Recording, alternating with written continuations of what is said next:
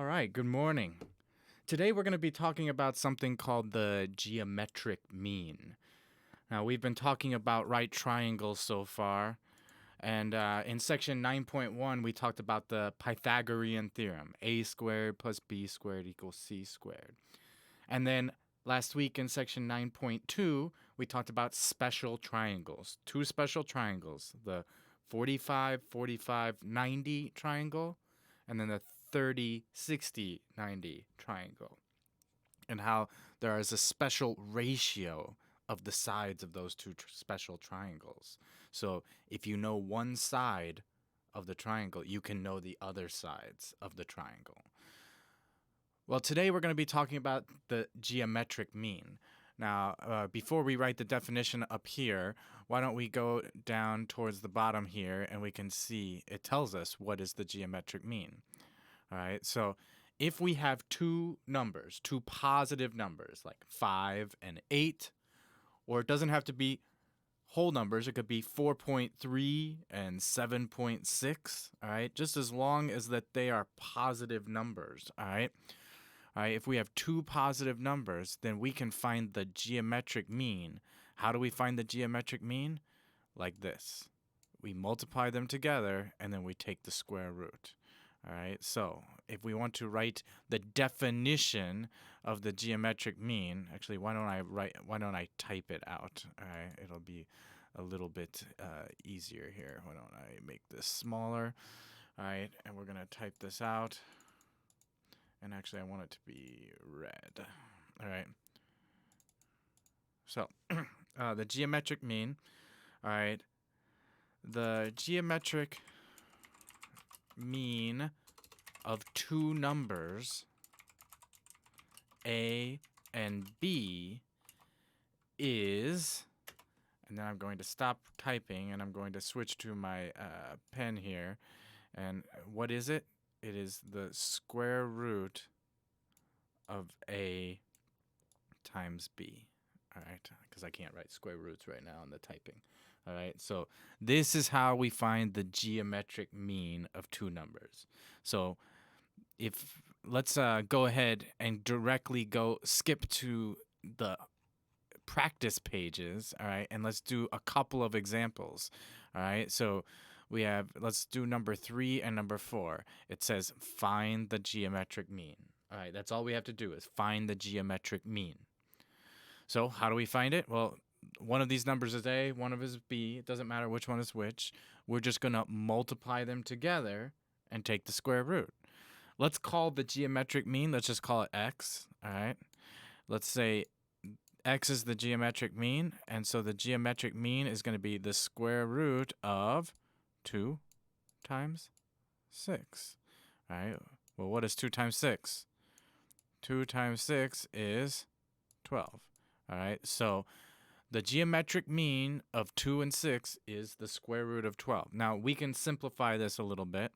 All right, remember that the square root of 12 is the same as the square root of 4 times the square root of 3, because 4 times 3 is 12. And we know the square root of 4 is 2, so we can actually write this as 2 times the square root of 3. That is the simplest form, all right? So this is the answer, all right? The geometric mean of 2 and 6 is 2 times the square root of 3. All right, good. Let's go ahead to the next one, all right? This one, we have two more numbers. We have 5 and 45, and we're going to find the geometric mean. Again, let's call it X, all right? And we're going to say the geometric mean of 5 and 45 is going to be the square root of 5 times 45. All right. Now, in this case, it's actually going to be easier if we don't multiply these out. All right. Let's look at this a little bit closer because we want to make it into simplest form. We could multiply this out. 5 times 45 is what? 225, right? 225. And then we can find the square root of that.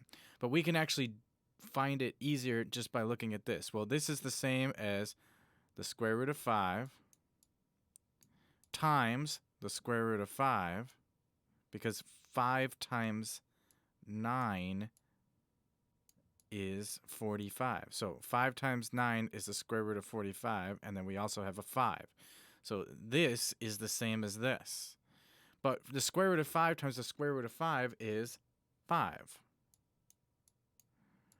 And the square root of 9 is 3, right?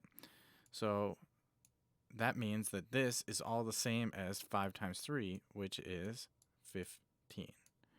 All right, so the answer, the geometric mean of 5 and 45 is actually just 15.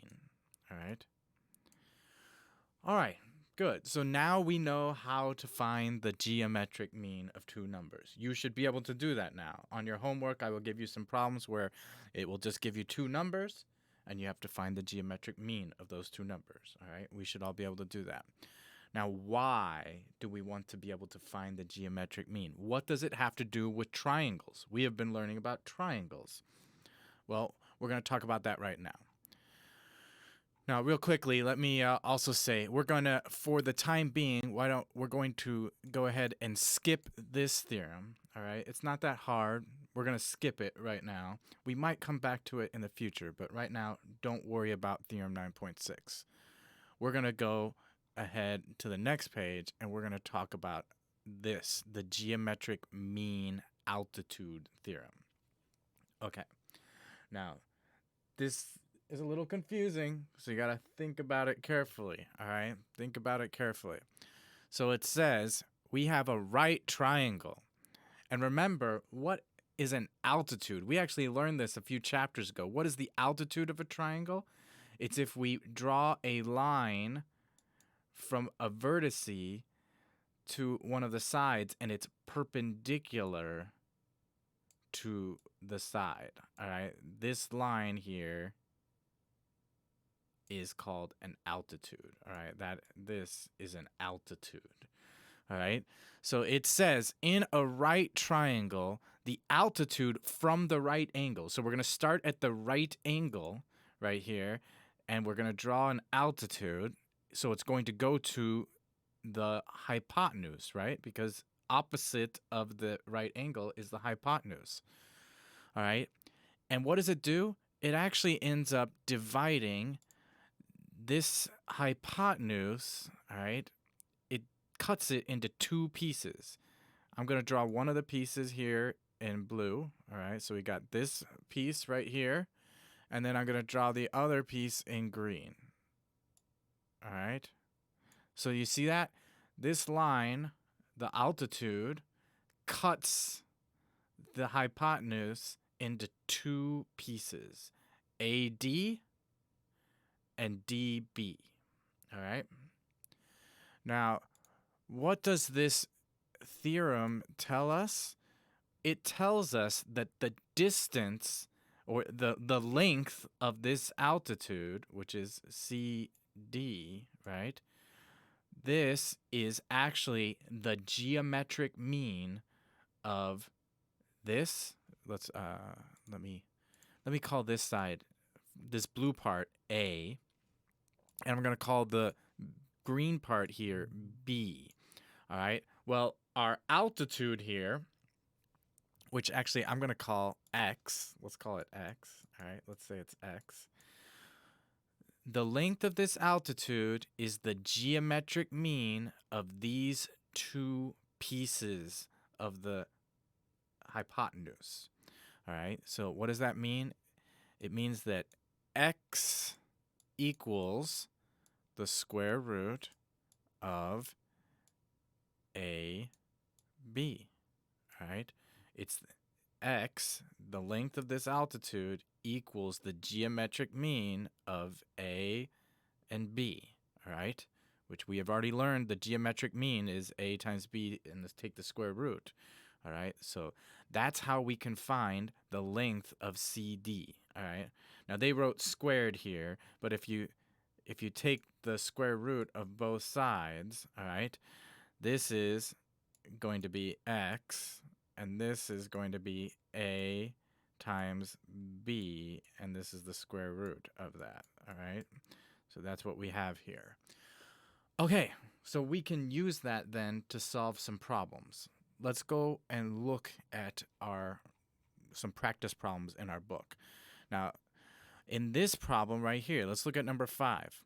Number 5 tells us that we have a right angle here, and it goes to the right angle of this triangle. So we have a big triangle. This is a right triangle. And then this line from here to here is actually the altitude. It is the altitude of this right triangle. And it cuts, all right, it cuts our hypotenuse of the right triangle into 2 parts. One here, and then again, another side here. And the question is asking us to find what's the length of x. Well, x is the altitude, the length of the altitude, and we just learned that the length of the altitude of a right triangle has to equal the geometric mean of these 2 pieces of the hypotenuse. So that means x has to equal the square root of 16 times 9. Now, fortunately, 16 has a square root. What's the square root of 16? 4. And 9 has a square root. What's the square root of 9? 3. So this equals 4 times 3. All right. What is 4 times 3? 12. All right.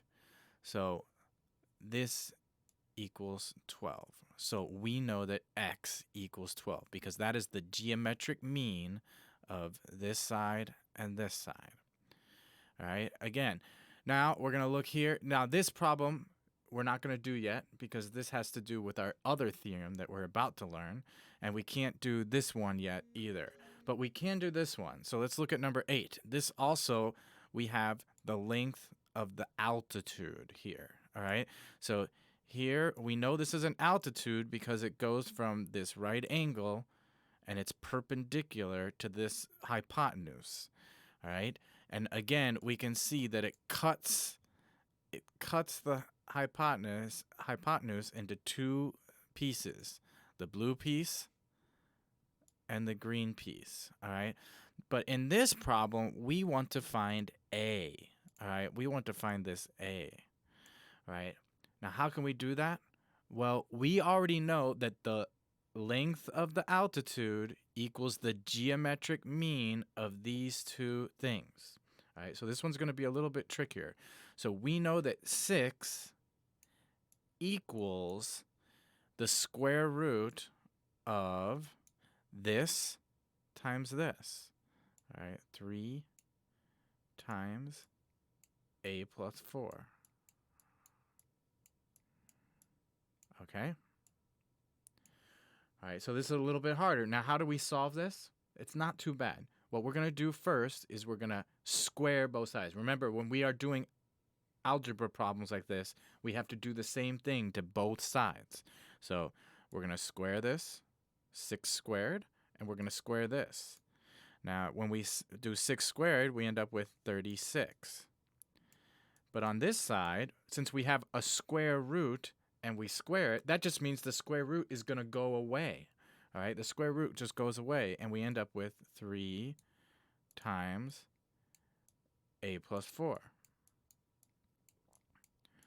All right, well, now we can solve this pretty easily. So we have 36 equals 3a, we're doing the distributive property, plus 3 times 4 is 12, plus 12.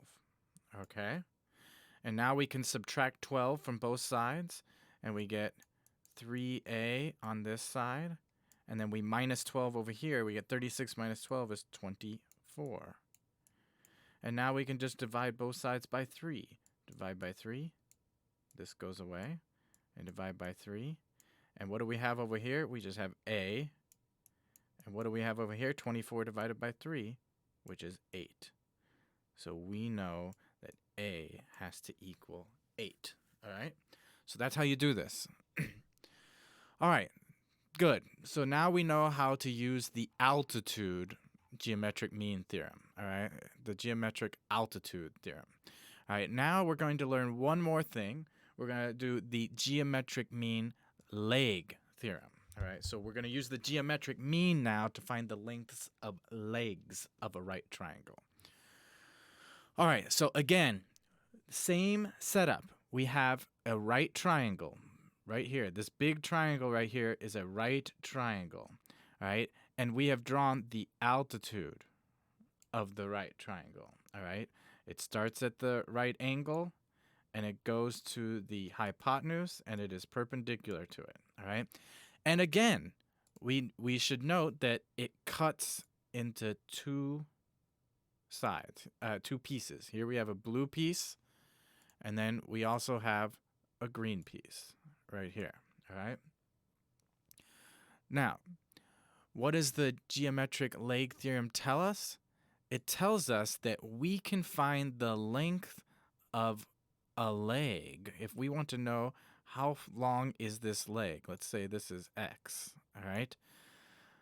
We want to know how long this is. Well, it is the geometric mean of the whole hypotenuse, which is from A to B, and the section of the hypotenuse that is next to it, which is this blue one, right? The green one is not next to x, right? It is way over here, x is over here, but the blue one is connected. So we're going to go this piece and this piece, we're going to find their geometric means, okay? I know that might be a little bit confusing. When we do some examples, it should get easier. Or we could also find this other leg, all right? Now this leg, if we want to find its length, how do we find its length? Well, it will be the geometric mean of this piece that's next to it and the whole hypotenuse, all right? That's how we will find this one, okay? That's the geometric mean leg theorem. Now let's go use it, all right? Right now you might not quite understand it yet, but hopefully after we do a couple of examples, you will understand. Okay, so let's look at number 6. We have a big right triangle right here. And we can see that we don't know the altitude, but we do know these two pieces of the hypotenuse, all right? Which means that the whole hypotenuse is what? Well, if this little piece here is 9, or this big piece here is 9, and this little piece is 2, all right? That means from here all the way to here is how much?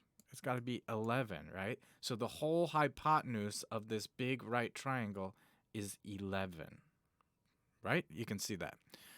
Okay, so now we want to find the length of this leg, all right? Because we want to find the length of the leg, that means we're going to use the geometric mean leg theorem. So we know that the length of this leg has to equal the geometric mean of the piece that is next to the leg. Not this piece over here because it's too far away. The piece that's next to the leg, 9, and the whole thing, 11. So that means y is going to equal the geometric mean. So we're going to take the square root of 9 times the whole thing, 11. And that's going to equal our leg, y. All right? So how do we find that? Well, the square root of 9 is 3.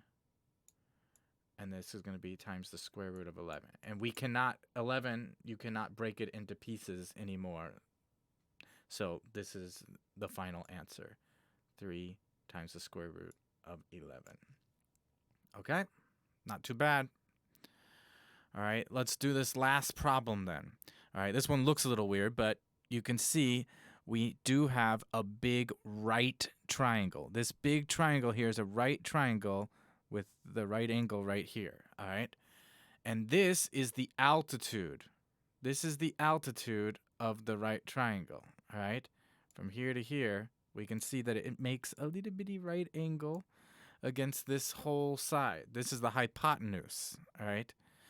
So we can see that this this altitude cuts the hypotenuse into two pieces. One very long piece right here, and then one really short piece right here. This little short piece. And they tell us that this short piece right here is 7. All right? It's 7.